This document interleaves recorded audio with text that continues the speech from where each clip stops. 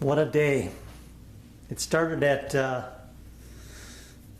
guess it was about 10 o'clock by the time I finally got there to pick it up. But got her picked up. Took it over to Charleston's. So it's a local lumber yard here in my town. They actually helped, they supplied most of the materials that went into building our house here. And they have a time saver belt sander that need a little help, but Mike and I down there in the shop, we went at it, and he wasn't sure he wanted to do it, but I convinced him anyway because I didn't want to haul it somewhere else. But I got this is the longest straight edge I have.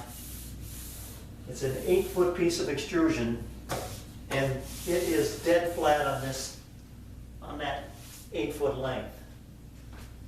This is my 4-foot straight edge going across it, and it is just beautiful. So we sanded it down to 180 grit.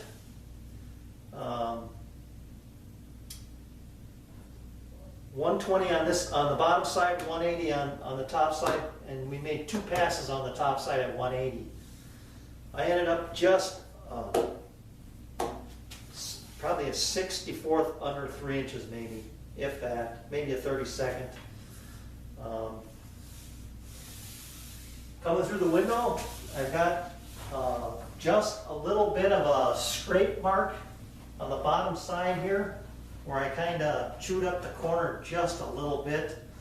I probably could bring the camera on and show you, but it's really nothing at all. So the one thing it does have that I couldn't really control, I guess, but when I go down the edge this way, the whole thing's got a little bit of a bow in it, and I'm gonna guess, because I don't have a 14-foot straight edge, right now I've got, right here in the middle, I've probably got an 1/8, and I'm thinking maybe over the full length I might have max, 3/16 or a quarter.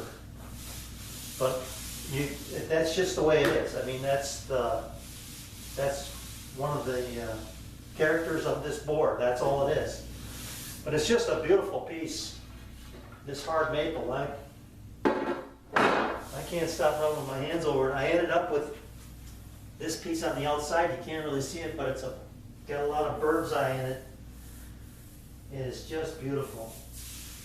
So, got a lot of work to do. I'm going to take my half sheet sander. There's a few little ripples here and there that I'll take out, but I'll probably start with a 150 grit and work my way up to 220 on this side. I'm just doing this side, that's it. These sides are pretty much done. I'll take the edge off of the corner a little bit, but pretty much she's just going to sit here and warm up. And my Amish friend, part of the payment was I'm going to sharpen his 3 chisels. Even though he owns our sharpening jig, but yeah, getting back to this though, the cost. The materials and the lumber, the glue, and I supplied the clamps and a little bit of his labor. $302 for this.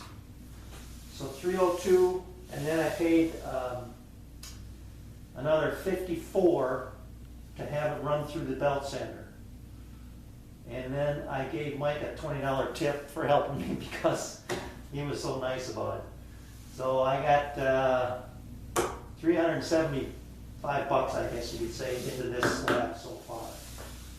And I think that is just, that's very reasonable. I don't know if you can do it better for a better price than that. I mean, if you can, more power to you.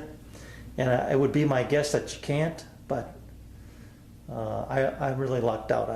I'm really pleased with the way it turned out. So if you can see here, let me just kind of zoom in on this a little bit right here. Maybe you can see some of these ripples. You can kind of, I can feel them a little bit right there, but you can see them too if you look at it just right. But beautiful finish. All right, I'll quit blabbering, and the next time I show you this thing,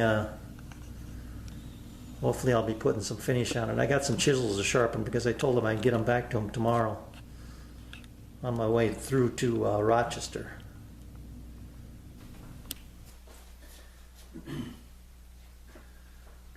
Okay, last night I flipped this over. I've got it on its back side, and I came up with this method. Actually, I probably didn't come up with it. Cavemen probably came up with it. It's just a matter of leverage. I strapped my 8-foot piece of extrusion using a couple Festool clamps here to the end of it, and that gives me the leverage to flip it whichever direction I want to go. The only thing I have to be concerned about is that I have enough room here so that when I start to rotate it, this doesn't hit my floor, or the other way, it doesn't hit my ceiling. And I'm fine both directions. So I want to take this and rotate it this way so I can sand this side. Yeah. I'm going to work on this side first because this is the one that got, let me look at it again here, sorry. Yeah, this side. So all I'm going to do is just grab the outside of this and get underneath it and flip her up. And there we go. Well, I can bring this over.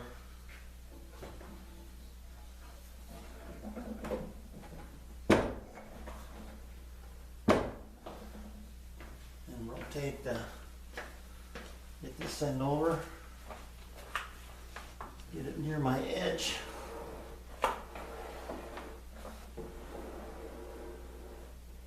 There. Now I can get my half sheet sander out and start working on this edge. I got a little, I don't know if that's a little glue there. But anyway, I'll take this edge off. You can see, or I can see anyway, right here, a little bit of damage. But I'll work on these head corners as well. You know, take the hard edge off, and they're really sharp. So.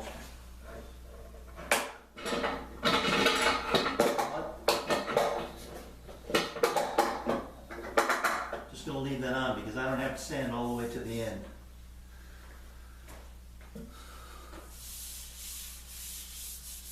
And then I've got it, once I get done, I'll just do the top. I'll hit the top with some 180 and just run over it. There's a few little ripples to take out of it. Otherwise it looks fantastic. So let me get busy and get some sanding going here. Now I know this isn't a very exciting video, but I just want to show you my technique for sanding this. I'm now down to the 150 grit, and I take the whole length and I run pencil marks up and down across the grain. And that gives me a gauge as to where I've been and how much I'm removing, because you can see the pencil line getting lighter and lighter. So I'm just going to film this, just this one section. I'm going to start here, but when I get here I'll show you what I've accomplished. And it's looking really, really good. The ripples are gone now. I started with a 100, 120, and now 150 here. So here we go.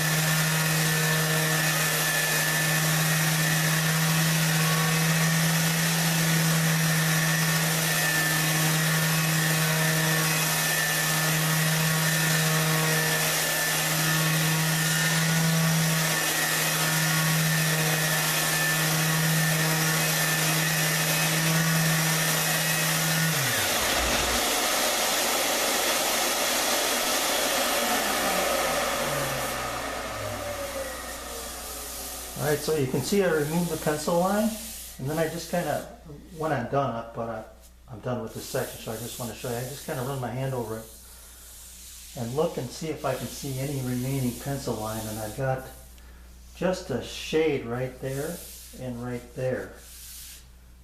That's out of frame here, but I've got up here, I've got just a little right there and right there. So that tells me I've got a little bit of a low spot right there, so it feels really good otherwise. So I'm just going to continue on, and then I'll start putting finish on it here later. One other thing I forgot to mention, when I sand something like this big anyway, I started with 150 down there and ended up here. So I know that by the time I got down here, my 150 is not cutting as well as it did when I started. So I start with my next grit on this end and work my way that way. And then if I was going to go to 220, which I'm not, I would bring that back this way and then, you know, try and even things out a little bit as far as the way it's cutting. So just something to keep in mind if you do something this big. Work from one end to the other, and then from the other end to the next with your alternating your grits. Okay, I'm going to get ready to trim this to length. So what I've done here is I've taken a couple of pieces of scrap, just happens to be mahogany, it could be anything really, but I needed it to slip underneath here. And I got my top set up on a couple of scraps of 3/4 inch plywood, so it's up off my deck basically. So I'm going to strike a line. I'm going to look this over a little more carefully, but I've got these two supports on here, and they're running lengthwise to give me a support so that when I cut this off, it doesn't drop and tear out the splinter the bottom. I won't be able to go all the way through, I don't think anyway, but I'm going to find out how close I can get. And then once I get to that point, I'll finish with a handsaw or whatever I need to do, but I'll still have this holding it so it doesn't fall on me and rip this out on the bottom. So I just want to show you that setup. So once I get ready to make that cut, I'll be back to you.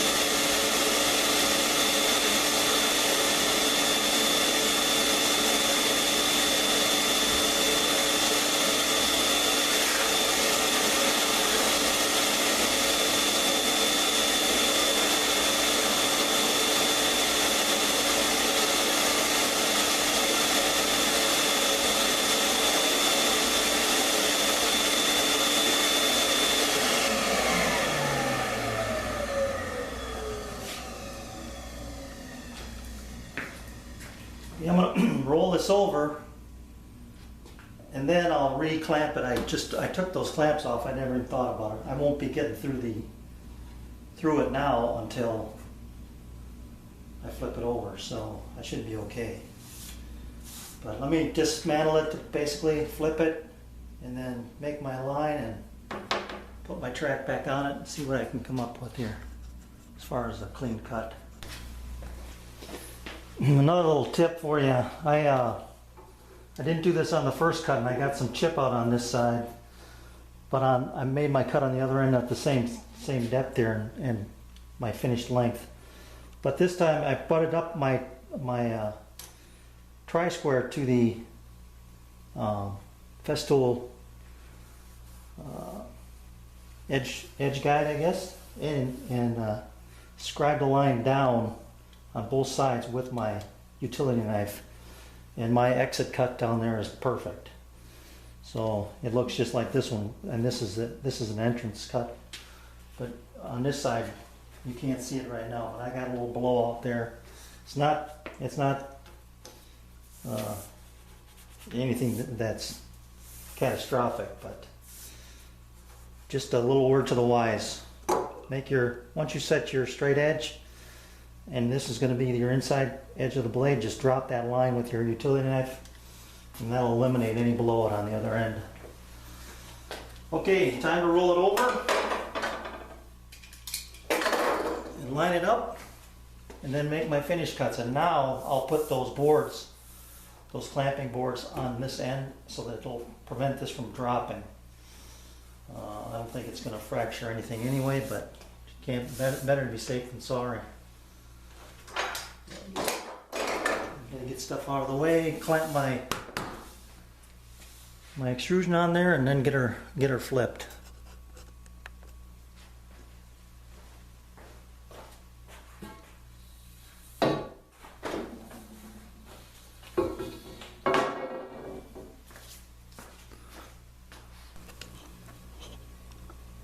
Okay, now you can see the blowout I was talking about right here, or chip out. But that didn't happen on the other end. But what I've got now is I've got that scribed line with my utility knife. I took it and I just kind of wrapped it around the corner, and the same thing on this side. So all I'm going to do is just take my straight edge and land it on those two marks. And hopefully that's where this thing is going to cut. You better cut there. So I'm going to go right on the mark.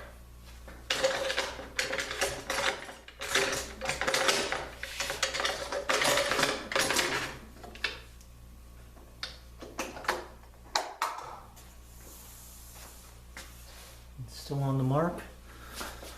Grab my little clamp here.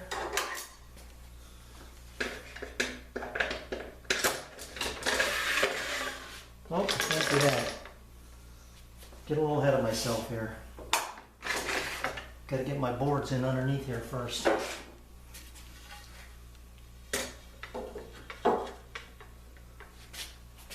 Let me get these clamped up, and then we'll continue.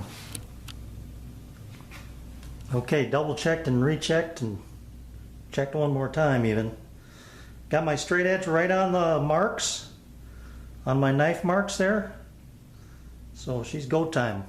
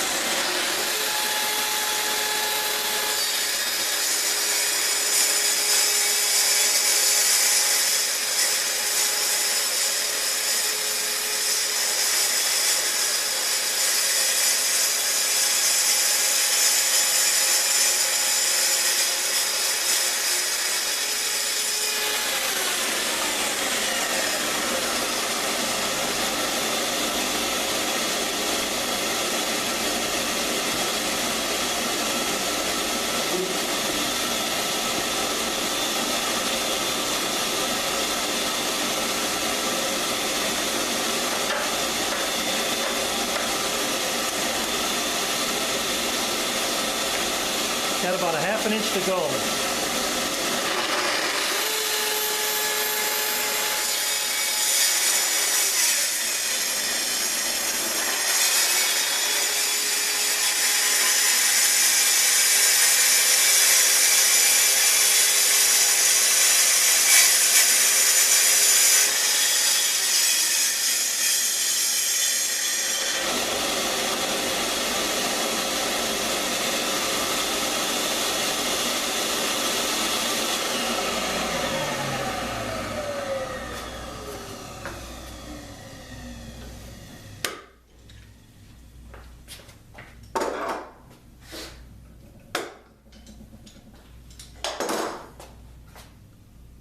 Oh.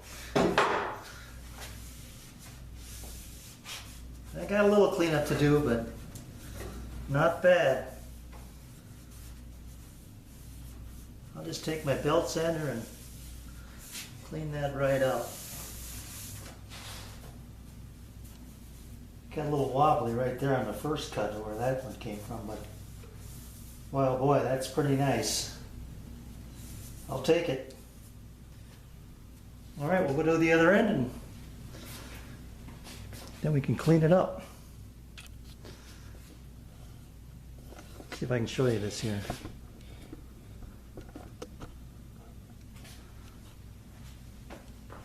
And you can see it's just got a little ridge right there, but I'll hit that, probably just hit that with the block plane. But I kind of wobbled the saw a little bit right there.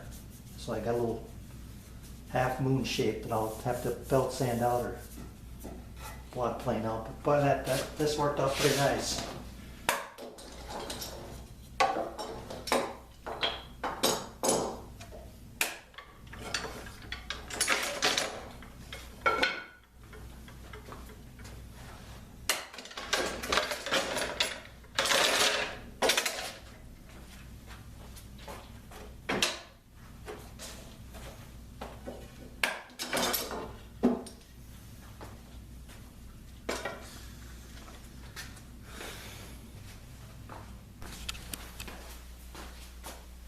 Well, there are my drops. I'm going to take these up and put them on my scale and measure them. I think this, yeah, that's equivalent to about 1 foot of material. So whatever that weighs times 13 give me a pretty good idea how much weight I have here. I've been guessing the whole time that it's about 250 pounds. But I'll be able to figure it out now, or at least get very, very close, I'm sure. So I don't think anybody's gonna call me a liar for a couple of pounds one way or the other. I'll let you know what it is. Okay, I hit this with my belt sander, 80 grit. Just got done hitting it with my half sheet sander, 80 grit. And it looks pretty good. I'm going to probably take this to about 150, I think. So I'm going to change paper and just keep after it, and then I'll come back to it after I get done with the final grit.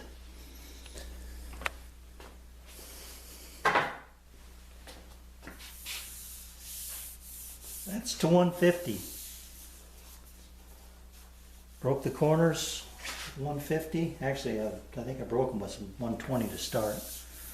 Then I just hand sanded them a little bit here with the 150.